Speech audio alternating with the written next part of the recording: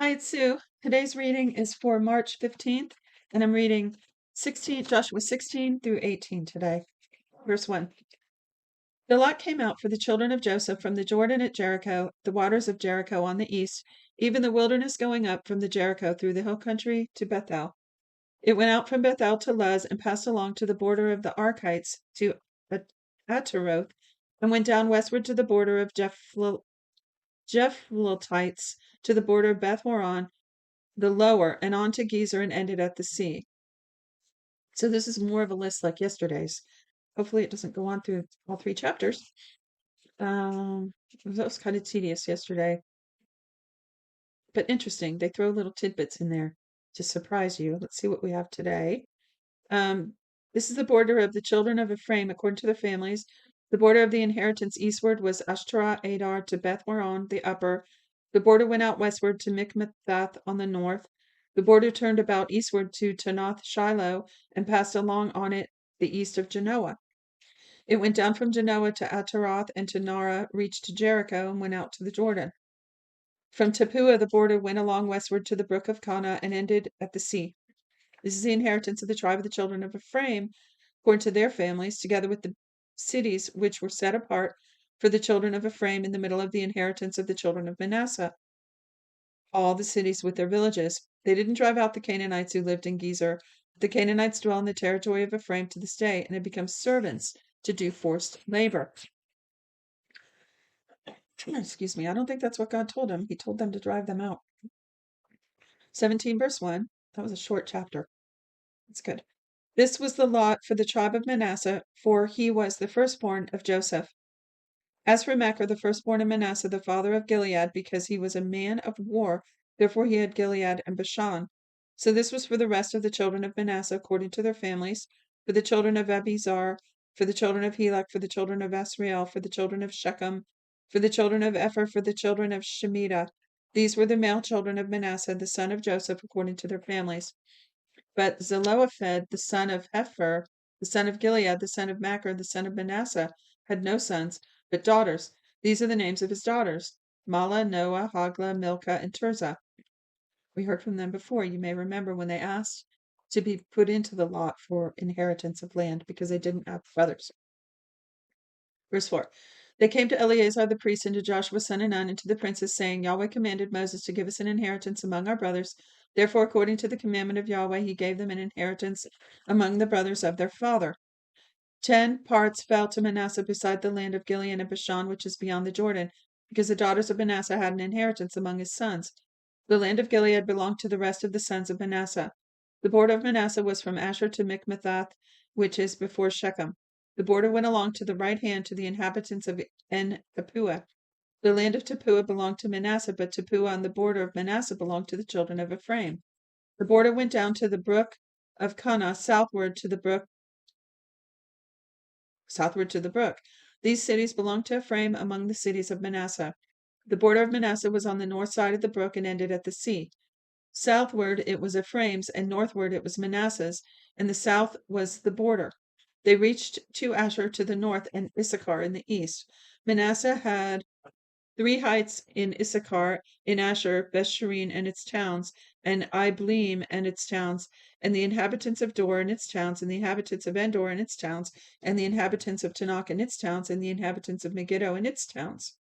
Yet the children of Manasseh couldn't drive out the inhabitants of those cities, but the Canaanites would dwell in the land. When the children of Israel had grown strong, they put the Canaanites to forced labor, and they didn't utterly drive them out. That's going to cause problems later on. They always seem to leave these little things, seeds of, they overlooked and didn't take care of it, and it comes back to bite them later. So that's what's going to happen here because they didn't drive them out like God said. Verse 14.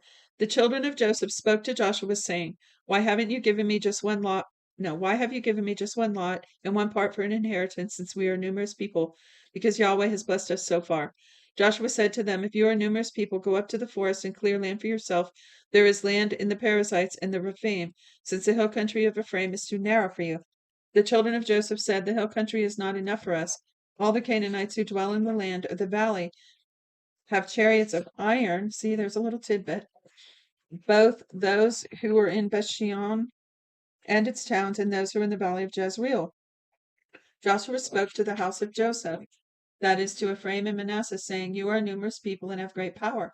You shall not have one lot only, but the hill country shall be yours. Although it is a forest, you shall cut it down, and its farthest extent shall be yours. For you shall drive out the Canaanites, though they have chariots of iron, and although they are strong. Last chapter, chapter 18. I'm glad these three are smaller because ever since we started Joshua, it's been a lot of reading every day, and different from the rest that we've read so far this year. All right, last chapter. 18:1. The whole congregation of the children of Israel assembled themselves together at Shiloh and set up the tent of meeting there. The land was subdued before them. 7 tribes remained among the children of Israel, which had not yet divided their inheritance.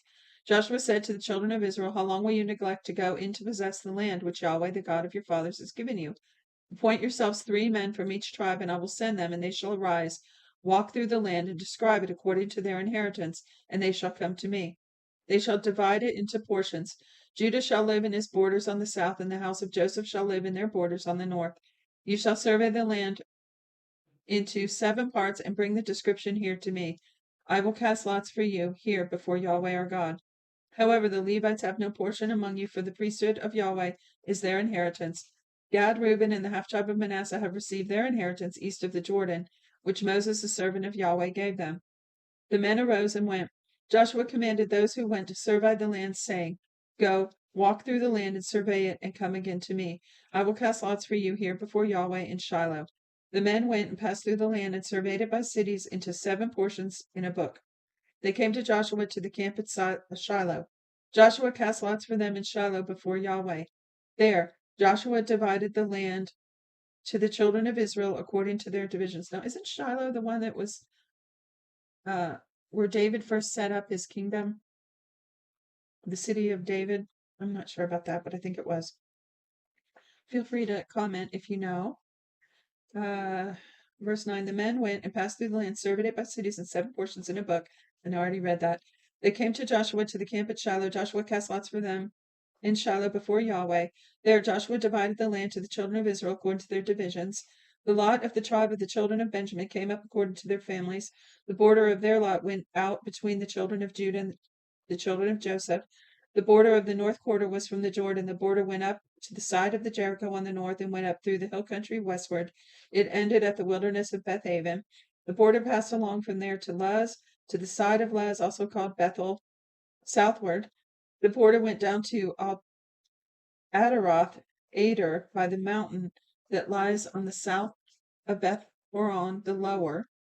The border extended and turned around on the west quarter southward from the mountain that lies before Beth Horon southward and ended at Kiriath Baal, also called Kiriath Jearim, a city of the children of Judah. This was the west quarter. The south quarter was from the farthest part of Kiriath Jearim. The border went out westward and went to the spring of the waters of Nephtoah. The border went down to the farthest part of the mountain that lies before the valley of the son of Hinnom, which is the valley of Rephaim northward. It went to the valley of Hinnom, to the side of the Jebusites southward, and went to En Rogel.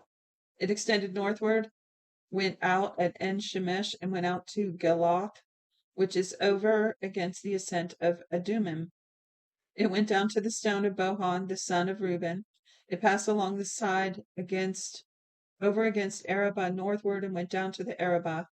The border passed along the side of Beth Hogla northward, and the border ended at the north bay of the Salt Sea at the south end of the Jordan. North Bay, yeah, so on the border between the Jordan and the Dead Sea there. So it says, this was the south border. The Jordan was its border on the east quarter. This was the inheritance of the children of Benjamin by the borders around it, according to their families. Now the cities of the tribe of the children of Benjamin, according to their families, were Jericho, Beth Hogla, Emek, Gaziz, Beth Araba, Zemarim, Bethel, Avim, Perah, Ophrah, Chephar, Ammoni, Ophni, Geba, 12 cities and their villages. Gibeon, Ramah, Beeroth, Mizpah, Chephira, Moza, Rechem, Ir-Peel, Taralah, Zela, Elath, the Jebusite, also called Jerusalem, Gibriath, and Kiriath, 14 cities with their villages.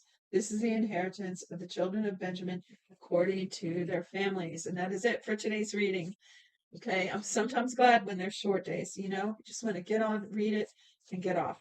So, especially when it's very tedious like that. So, and I've said before, I'm not reading from the schedule for the 1 Year Bible anymore. I'm reading just a random schedule I got off the internet. I don't even have a reference for it. I don't know where I got it. So, just in case anyone was curious what I'm using. So, I hope you join me again tomorrow, and I'll see you then. God bless y'all.